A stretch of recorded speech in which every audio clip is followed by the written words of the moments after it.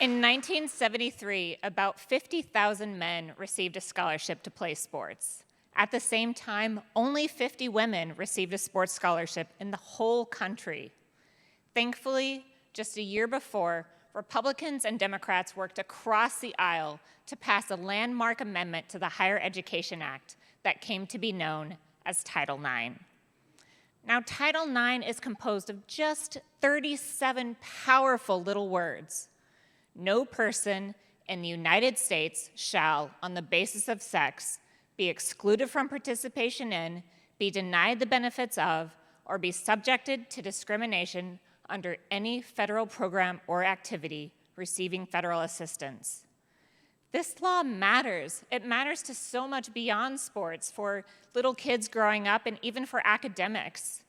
There's a reason that equality activist and legendary tennis star Billie Jean King says Title IX is the third most important piece of legislation in the US in the whole 20th century, behind the Civil Rights Act and the women's right to vote.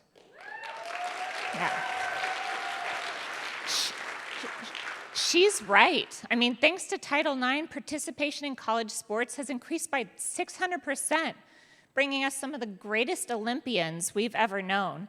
And at the high school level, it's even better. There's more than 1,000% increase. Today, there are opportunities that were once only a pipe dream with the WNBA, the NWSL, and sponsorship opportunities that get stars like Serena Williams paid. Yeah. But that doesn't tell the full story.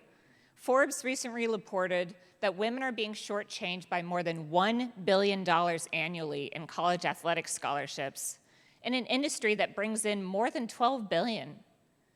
Can you imagine what a first-generation college student could do without all of those student loans?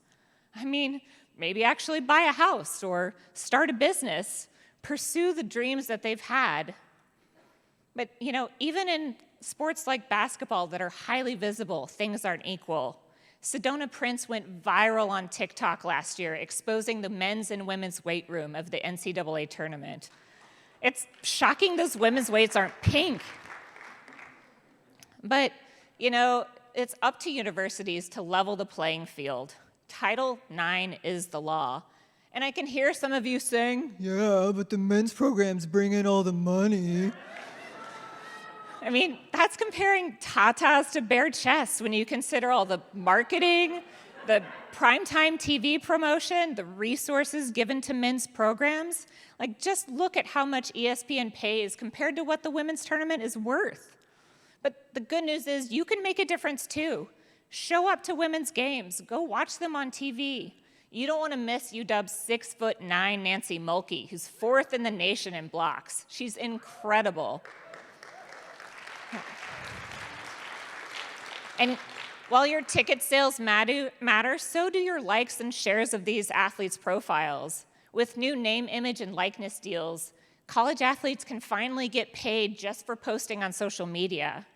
Paige Beckers, who's a star at UConn, is making serious bank from Gatorade and Cash App for her random posts on Instagram. And we're seeing more athletes in the WNBA get paid by sponsors too, which is super. But you know, colleges deserve to pay these athletes more than just a partial tuition. These women shouldn't have to find an agent and build their brand in order to get paid. They're doing work and making a profit for the universities. That's called a job.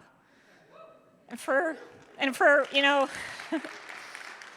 for women and men, the university should really help them out more with maybe graduate school or offering scholarships beyond football and basketball. And we've come a long way since the 70s, even for coaches. Dawn Staley, who's a black women coach at University of South Carolina, is the highest paid coach in the whole NCAA for women now, which is, yeah.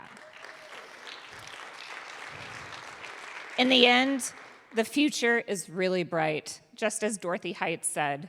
Greatness isn't measured by what a person accomplishes, but by the obstacles they've overcome to achieve their goals. So, yes.